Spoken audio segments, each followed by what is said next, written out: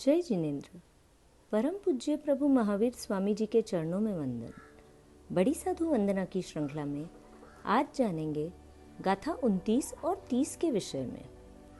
वली ऋषभ दत्त मुनि सेठ सुदर्शन सार, शिवराज ऋषीश्वर धन्य गांगेय अणगार। शुद्ध संयम पाली पाम्या केवल सार, ये चारे मुनिवर पहुंचा मोक्ष मंझार। इन दो पदों में 4 महापुरुषों की कथाएं समाई हुई हैं। इस पोस्ट में हम ऋषभदत्त मुनि जी की कहानी जानने का प्रयास करेंगे। ऋषभदत्त जी ब्राह्मण कुंड ग्राम के निवासी थे। ब्राह्मण कुल में जन्म होते हुए भी उन्हें जैन धर्म में आस्था थी। वे और उनकी पत्नी एक दूसरे के धर्म में सहायक थे। जब नगर के बाहर बहुशाल उद्यान में प्रभु का आगमन हुआ, तब राजा प्रजा सभी आनंदित हो गए। भगवान के दर्शन करने और वाणी सुनने के लिए सभी तत्पर हो गए। ऋषभदत्त ने भी हर्षित होकर अपनी भार्या देवानंदा को यह खुशखबरी सुनाई। दोनों ने प्रभु दर्शन के समय 5 अभिगम का पालन किया। साधु साध्वी जी या समूह शरण में जाते समय पालन करने वाले नियमों को अभिगम कहते हैं।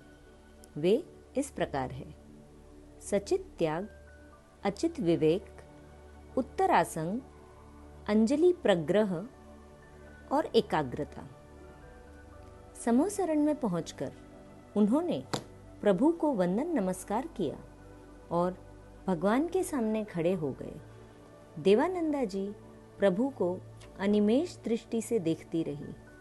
उनके नेत्र आनंद अश्रुओं से भर गए।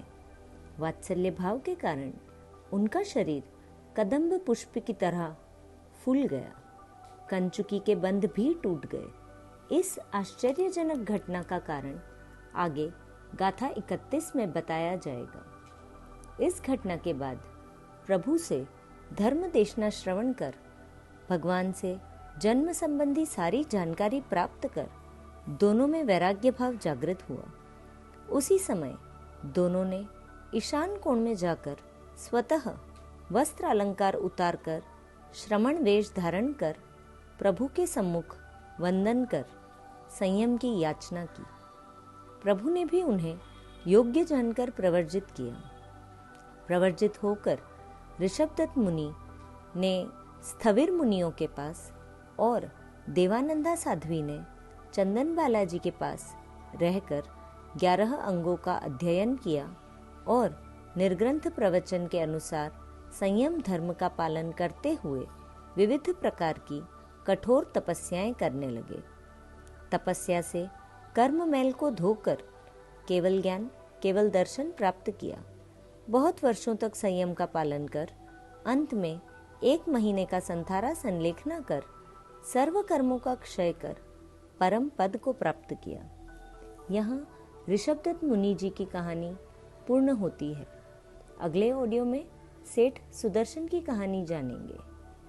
जिन आज्ञा विरुद्ध कुछ कहने में आया हो तो हाथ जोड़कर मिच्छामि दुक्कडम। धन्यवाद।